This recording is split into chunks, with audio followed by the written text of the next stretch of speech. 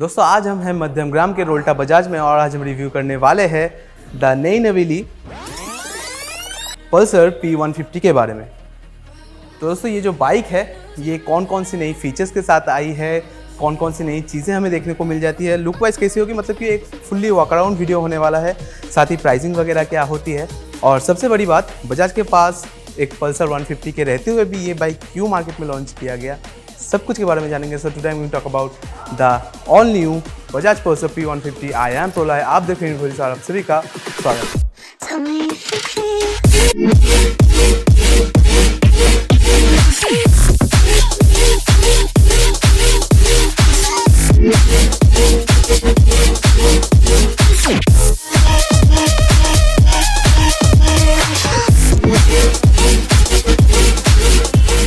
दोस्तों ये है बजाज की नई नवेली पल्सर P150।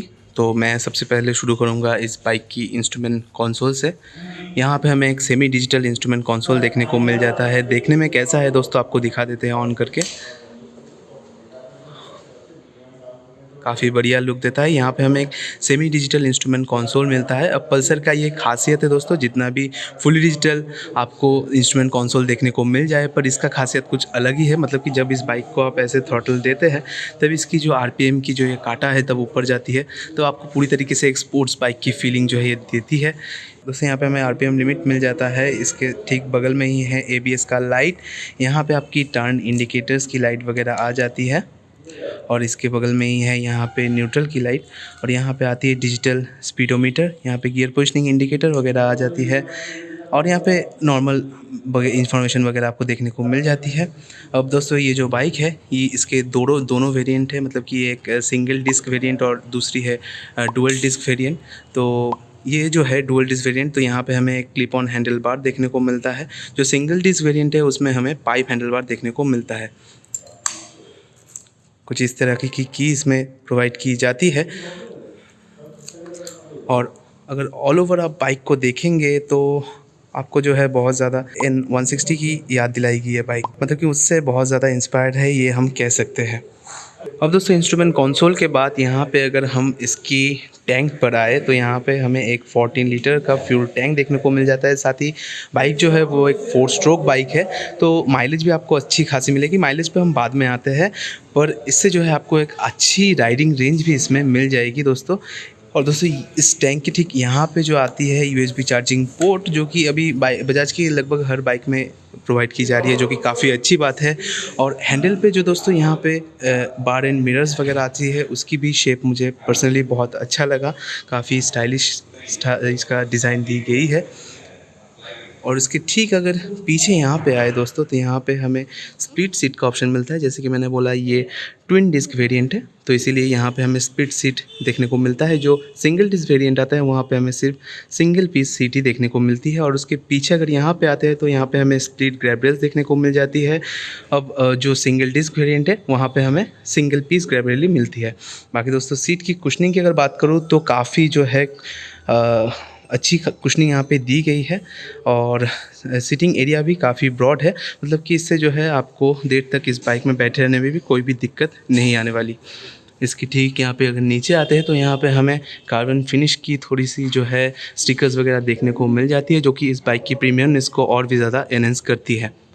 अब दोस्तों इसके बाद अगर इस टैंक के ऊपर फिर से आते हैं, क्योंकि यहाँ पे मैं एक चीज़ से छूट गया। यहाँ पे आती है आपकी पल्सर की 3D बैजिंग, जो कि सिल्वर कलर के साथ आता है। थोड़ी सी बाहर की तरफ निकला हुआ रहता है, इसीलिए इसको 3D बैजिंग कहते हैं पल्सर की। इसके अलावा दोस्तों इसकी यहाँ पे पीछे भी आपकी P150 की स्टिकर वगैरह आ जाती है। ये जो कलर है ये रेड कलर है, तो यहाँ पे आपको थोड़ी बहुत सिल्वर टच भी देखने को मिल जाती है। तो चलिए अब चलते हैं सामने की तरफ। और दोस्तों इस बाइक की अगर सामने की तरफ आएंगे तो यहाँ पे आपको मिलती है एक by functional LED projector headlamp. अब बाई फंक्शनल इसे क्यों कहा जाता है, क्योंकि इसमें जो एक हेडलैम्प मिलता है उसी से आपकी लोअर बीम और अपर बीम दोनों की ही काम ये एक ही लाइट से हो जाती है। अब दोस्तों लाइट की थ्रो वगैरह काफ़ी अच्छी है, मैंने पर्सनली इसको टेस्ट किया है। और दोस्तों इसके ठीक ऊपर यहाँ पे आती है LED DRLs। रुकिए मैं इसको आपको जला के दिखाता हूँ। तो सामने से जो लुक है दोस्तों वो काफ़ी बढ़िया है, आप देख ही पा रहे होंगे। ये इसका अपर बीम और लोअर बीम। तो दोस्तों लुक जो है काफ़ी बढ़िया है सामने की तरफ से। इसके ऊपर दोस्तों यहाँ पे आती है एक छोटा सा वाइज़र, मैं इसे कहूँगा, विंडशील्ड तो नहीं कहूँगा, जो कि थोड़ी बहुत ट्रांसपेरेंट है। यहाँ पे आपकी नंबर प्लेट वगैरह आ जाएंगी। और दोस्तों इसके दोनों तरफ जो है आपको बल्ब इंडिकेटर्स मिलते हैं। यहाँ पे अगर एलईडी मिलता तो जो है मज़ा आ जाता। और दोस्तों चलिए पीछे की जो टेल लैंप है उसको देख लेते हैं।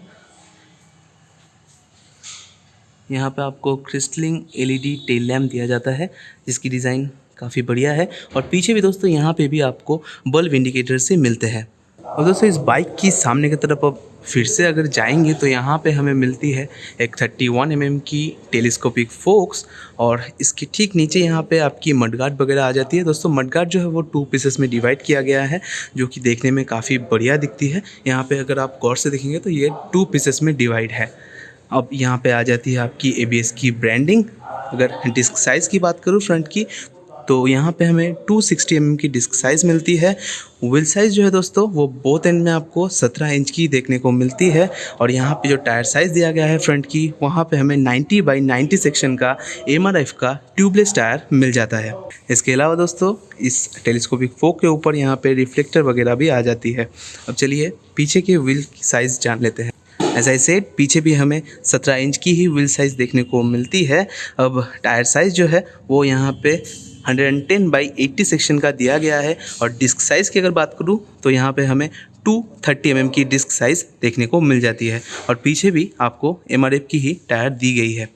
दोस्तों वीडियो के शुरू में ही जैसे मैंने आपको बोला कि ये ट्विन डिस्क वेरिएंट है। इसके अलावा भी एक सिंगल डिस्क वेरिएंट आता है इस बाइक का। वहाँ पे आपको पीछे जो है ड्रम सेटअप देखने को मिलती है। इसके अलावा दोस्तों यहाँ पे आपकी मडगार्ड वगैरह आ जाती है यहाँ पे। और पीछे की नंबर प्लेट वगैरह यहाँ पे आती है। और यहाँ पे एक छोटा सा रिफ्लेक्टर भी दिया गया है। अब अगर दूसरे तरफ चलते हैं तो यहाँ पे जो है साड़ी गार्ड भी दिया गया है, जो कि एक काफ़ी काम की चीज़ है। यहाँ खासकर दोस्तों पिलियन की सेफ्टी के लिए ये चीज़ काफ़ी इम्पॉर्टेंट बन जाती है। यहाँ पे दोस्तों जो पिलियन के लिए फुटरेस्ट दिया गया है वो सिल्वर फिनिश के साथ आता है। यहाँ पे आता है आपका साइड स्टैंड। और ख़ास बात यह है कि इस बाइक में आपको मेन स्टैंड भी देखने को मिलता है। 5 स्पीड गियर बॉक्स का सपोर्ट देखने को मिल जाता है। अब चलिए दोस्तों जान लेते हैं इस बाइक की हार्ट यानी कि इंजन के बारे में। अब दोस्तों इस बाइक की अगर इंजन के बारे में बात करूँ तो यहाँ पे हमें एक 149.6 सीसी का एयर कूल्ड 4 स्ट्रोक इंजन देखने को मिल जाती है। इंजन जो है वो BS6 कंप्लाइंट इंजन है। और प्रोड्यूस जो करती है पावर वो लगभग 14.5 PS का पावर ये जनरेट करती है 8500 RPM पे। और दोस्तों ये जो इंजन है ये लगभग टॉर्क जनरेट करके देती है 13.5 न्यूटन मीटर की एट 6000 RPM। साथ ही यहाँ पे हमें किक स्टार्ट का ऑप्शन भी मिल जाता है, मतलब ठंडी में भी आपको कोई भी दिक्कत नहीं आने वाली इस बाइक से। और एक चीज़ रह गया दोस्तों, इसका पीछे का सस्पेंशन। यहाँ पे हमें नाइट्रॉक्स का एडजस्टेबल मोनोशॉक एब्जॉर्बर देखने को मिल जाता है। इसके अलावा ठीक इसके नीचे अगर आप देखेंगे तो यहाँ पे हमें एक अंडरबेली एग्जॉस्ट दिया गया है। अब एग्जॉस्ट नोट जो है वो चलिए सुन लेते हैं।